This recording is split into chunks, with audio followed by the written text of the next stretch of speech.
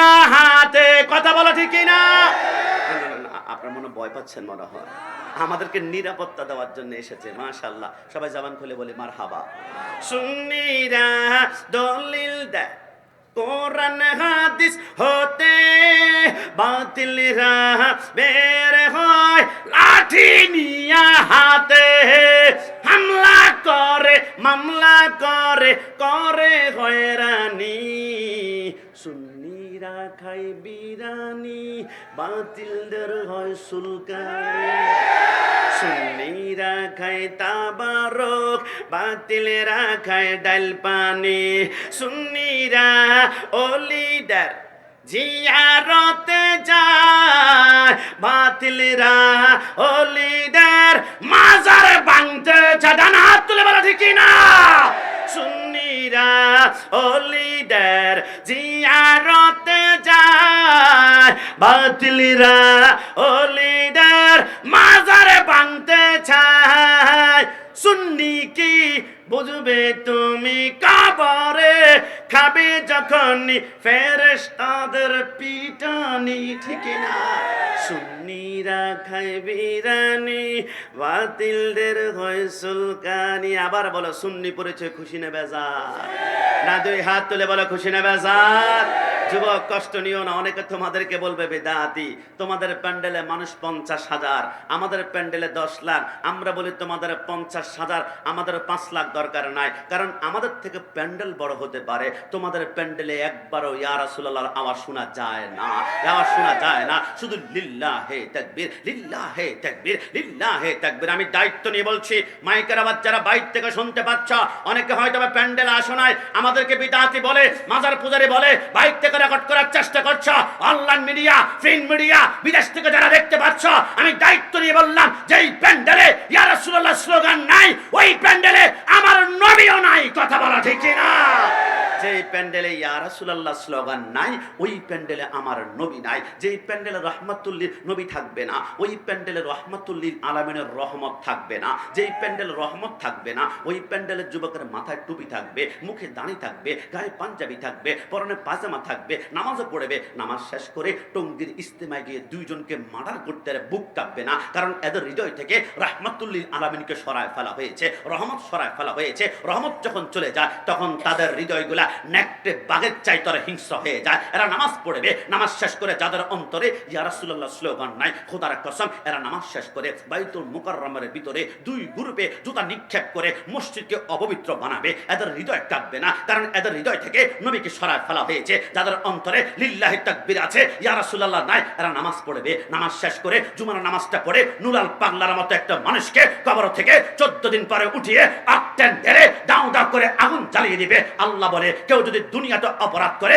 দুনিয়ার আদালতে বিচার হবে, কবরে আসার পরে আমি আল্লাহর আদালতে বিচার হবে। কিন্তু তৌহিদি জনতা বলে আল্লাহর আদালত মানি না, কবর থেকে উঠা অক্টেন ডাল, পেট্রোল ডাল, খোদার কসম, যাদের অন্তরে রাহমাতুল্লিল আলামিনের মহব্বত নাই, ইয়া রাসূলুল্লাহ, এরা নামাজ পড়বে, নামাজ শেষ করে আল্লাহর ওলির মাজারে আগুন লাগাতে চাইবে, ভাঙচুর করবে। আমরা বলি, আল্লাহর ওলির মাজার ভেঙেছ, এমন ভাবে ভাঙব যাতে করে আল্লাহর ওলির মাজারে কাপন পর্যন্ত দেখা যায়, তাহলে বুঝতে পারবি তুই কে, আমি কে, আর মাজারে যিনি শুয়ে আছে উনি কে। মোহাম্মদ কি গোলাম কা কাফন ময়লা नहीं होता। মনে রেখো, যারা আল্লাহর ওলি তাদেরকে মাটিও খায় না, জমিও ছুঁয়ে না। ডানা হাত তুলে বলে ঠিক না?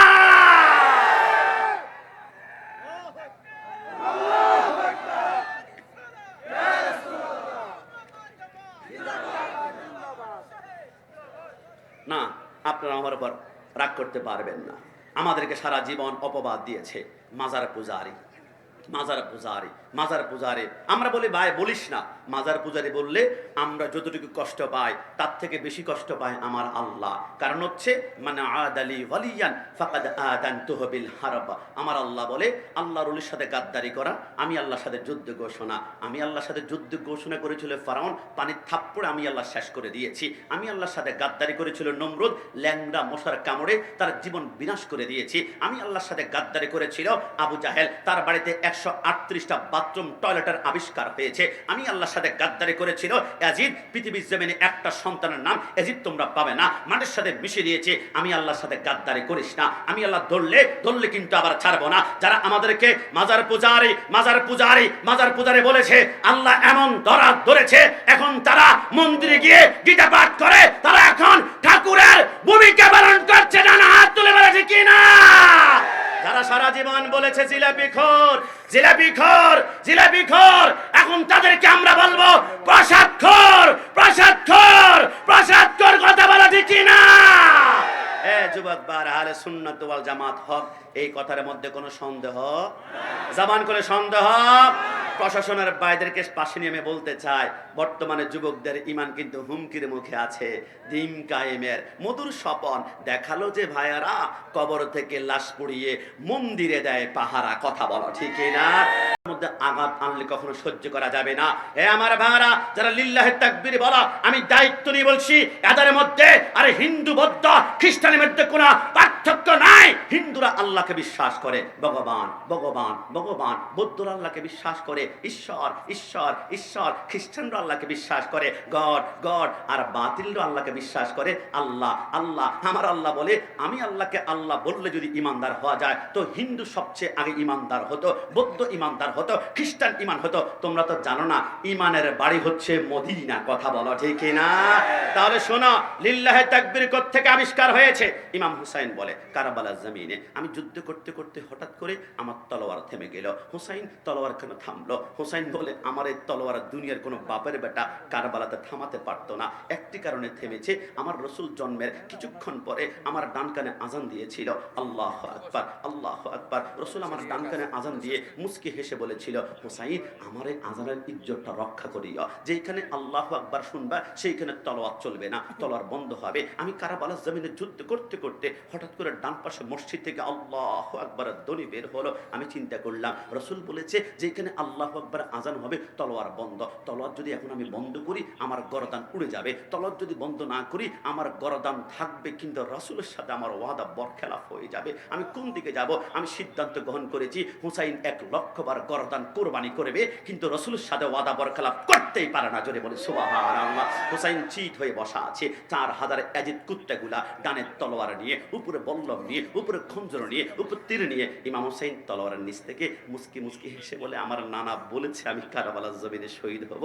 নানা বলেছে এক ফোঁটা রক্তের বিনিময় 70,000 গুনাহগার উম্মত ফুলসেরাত পার হবে। তবে ইয়াজিদ বাহিনী, তোদের তলোয়ারের নিচ থেকে আমি একটা জিনিস চাই। বলে, কি চাও? ইয়া আইয়ুহাল্লাযীনা আমানুস্তাঈনু বিস-সাবরি ওয়াস-সালাহ, আমাকে 2 রাকাত নামাজ পড়ার সুযোগ করে দাও না। হুসাইন তলোয়ারের নিচে বলেন নামাজ। ইয়াজিদ বাহিনী বলে, 2 রাকাত নামাজই তো পড়বে। আমি দুনিয়ার কোনো গল্প উপন্যাস প্রবন্ধ বলছি না, খোদার কসম 63 বছর জিন্দেগিতে একটা মিথ্যা কথা যিনি বলেননি, ইনি হচ্ছেন মদিনাওয়ালা। ইমাম হুসাইন বলে, আমি তলোয়ারের নিচে 2 রাকাত নামাজ পড়তে চেয়েছিলাম। আমাকে বলে, ইয়াজিদ বাহিনী পড়ো, 4000 সৈন্য আছে, আমরা হুসাইন লাভ দিয়ে উঠতে পারবে না। হুসাইন প্রথম রাকাতে 2টা সিজদা কমপ্লিট করেছে, দ্বিতীয় রাকাতে একটা সিজদা দিয়ে বাকি একটা সিজদার দিকে যখন যাচ্ছিল, ইয়াজিদ বাহিনী বলে, কি রে, হুসাইন যেভাবে তলোয়ার ঘুরাচ্ছে, আসমানের বিজলিও তো এমন ভাবে চমকায় না। হুসাইন যেভাবে তলোয়ার ঘুরাচ্ছে, শসা মূলা গাজরও তো এমন ভাবে কাটা হয় না। হুসাইন যদি বাকি একটা সিজদা দিয়ে একবার চাট করে সিংহের মতো দাঁড়িয়ে যায়। হুসাইনের হাতে কিন্তু রাসূলুল্লাহর রক্ত প্রবাহ মোবারক প্রবাহমান রয়েছে। হুসাইনের হাতে কিন্তু মাওলা আলীর তলোয়ার। হুসাইন তলোয়ার উপরের দিকে উঠালে আসমানের বিজলির শক্তিগুলা সেকেন্ডের ভিতর ঢুকতে শুরু করে। না, হুসাইনকে কোনো মতে বাকি সেইটা দিতে দেওয়া যাবে না। যদি একবার উঠে সিংহের মতো 22,000 ইয়াজিদ বাহিনীকে কচু কাটা করে ফেলবে। ইয়াজিদ বাহিনী বলে, তুই মার। ইমাম হুসাইন বলে, কিছুক্ষণের ভিতরে আমার বডিতে 147টা তীর ঢুকিয়ে দিয়েছে, 137টা বল্লম ঢুকিয়ে দিয়েছে। আমার শরীরের ভিতরে তলোয়ারের কূপ পড়েছে 182টা, হাড্ডির সাথে গোশতগুলা কিমার মতো আটকে আছে। হুসাইন চিত হয়ে পড়ে আছে। ও আল্লাহ, আমি তো মসনদ চাই নাই, আমি ক্ষমতা চাই নাই। আল্লাহ চেয়েছিলাম মাত্র 2 টাকাতে 4টা সেজদা, আল্লাহ 3টা সেজদা হয়েছে, একটা সেজদা এখনো বাকি আছে। আল্লাহ, আমার পিঠের নিচে রক্ত গরম পড়ে আছে। আল্লাহ, আমি ক্ষমতা চাই না। আল্লাহ, আমাকে একটা সেজদা করার শক্তি দাও না। আমার আল্লাহ বলে, লা মুমকিন, আল্লাহ দিন না। আমার আল্লাহ বলে না, আল্লাহ একটা সেজদা করব, তারপর দুনিয়া জমিন থেকে চলে যাব, আল্লাহ দিন না। আমার আল্লাহ বলে না, আল্লাহ দিবেন না কেন? আমার আল্লাহ বলে, বাকি একটা সেজদা কারবালায় নয়, বাকি একটা সেজদা দিবা কুল্লু মান আলাইহা ফান ওয়া ইয়াবকা ওয়াজহু রাব্বিকা যুল জালালি ওয়াল ইকরাম। বাকি একটা সেজদা দিবা কিয়ামতের ময়দানে আমি আল্লাহর কুদরত যদি কদমে ওয়াদা করলাম ওই একটা শীতের বিনিময়ে হাসান হুসাইন আলী ফাতেমাকে যারা মহব্বত করবে আমি আল্লাহ চোখের পলকে প্রত্যেককে জান্নাতে পৌঁছে দিব। জাহান খুলে বলে সুবহান। হুসাইন বলে আমি জিদ হয়ে পড়া, হঠাৎ করে শিমুর আমার বুকের মধ্যে পড়ে, হুসাইন কুপার সবচেয়ে ধারালো অস্ত্র জবাই করব। হুসাইন বলে একটা পশম তোমরা জাররা পরিমাণ কাটতে পারবে না। বলে কেন?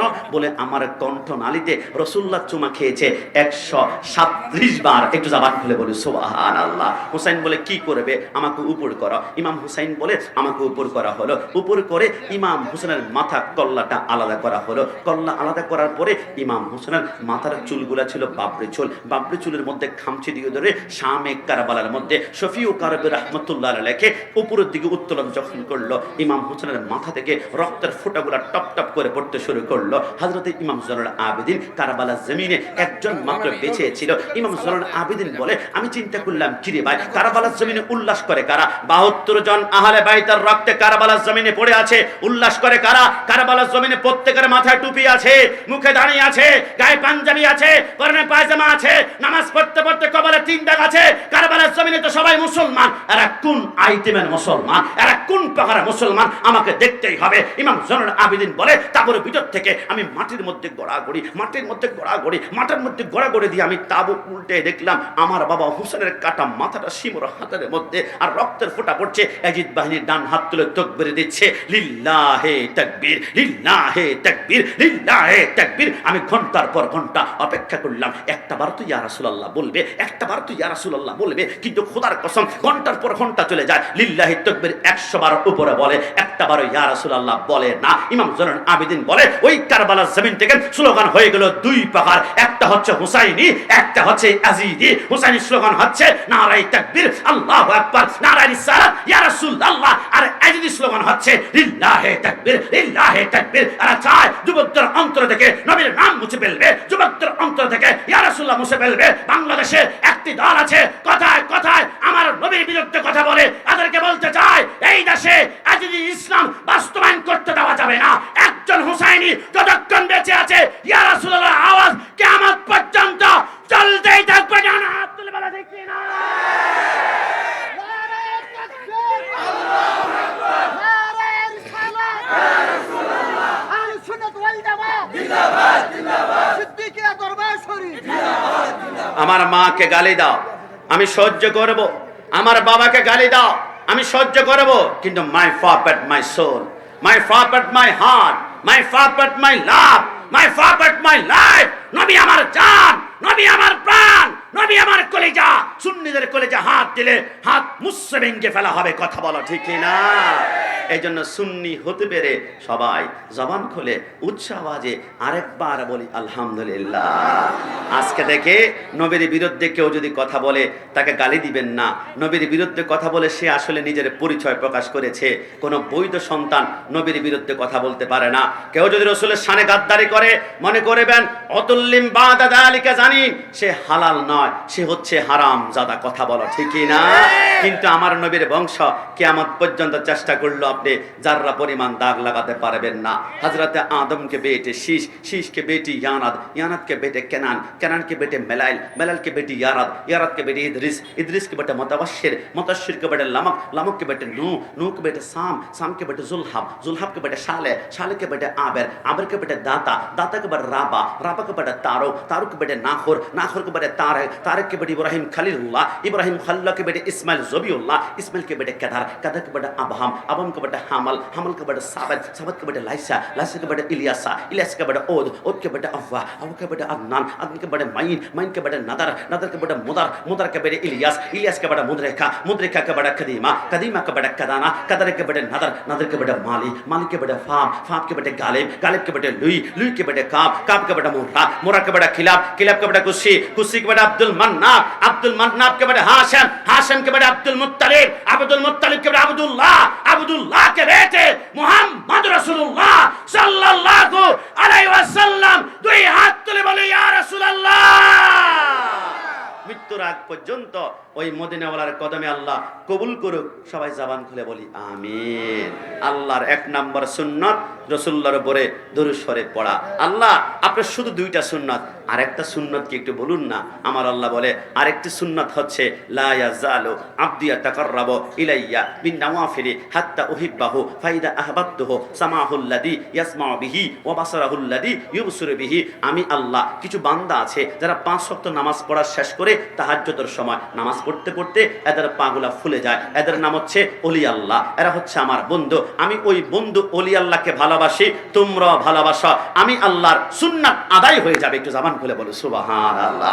আমি কিছুদিন পূর্বে প্রোগ্রামে গিয়েছিলাম সিরাজগঞ্জ উল্লাপাড়া। আমি বললাম কে কে আপনারা আল্লাহর অলির কদমের কুকুর হতে চান? আমাকে একজন বাড়ায় বলল, হুজুর আমরা আশরাফুল মাখলুকাত, আপনি কেন কুকুর হতে বললেন? আমি তার টুপির দিকে দেখে বুঝে ফেললাম কোন ইমানি, কোন আকৃতি, কোন আকিদার লোক। মাথার টুপি ছিল 1 তালি, 2 তালি, 3 তালি, 4 তালি, 5 তালি। আমি বললাম দোস্ত কষ্ট নিও না, আমি বলি নাই, আল্লাহর অলির কদমের কুকুর হওয়ার জন্য আল্লাহর কোরআন বলেছে। হুজুর কি বলেন? আমি বললাম আসো তোমাকে শোনাই। পবিত্র কোরআনে আমার আল্লাহ বারবার বলেছেন সায়াকুলুনা সালাসাতুর রাবিহুম কালবুহুম ওয়া ইয়াকুলুনা খামসাতুন সাদিসুহুম কালবুহুম রাজমান বিল গায়বি। আমার আল্লাহ বলে আসহাবে কাফের আল্লাহর ওলির সংখ্যা যদি হয় 3 জন, 4 নম্বর কুকুর সংখ্যা যদি হয় 5 জন, 6 নম্বর হচ্ছে কুকুর সংখ্যা যদি হয় 7 জন, 8 নম্বর কুকুর। আল্লাহ বুঝলাম না আল্লাহর ওলির সংখ্যা বর্ণনা করছেন 3 জন, 5 জন, 7 জন, সাথে কুকুর কুকুর কুকুর কেন বলছেন? আল্লাহ রাসূল বলেছেন যে এই ঘরে কুকুর থাকে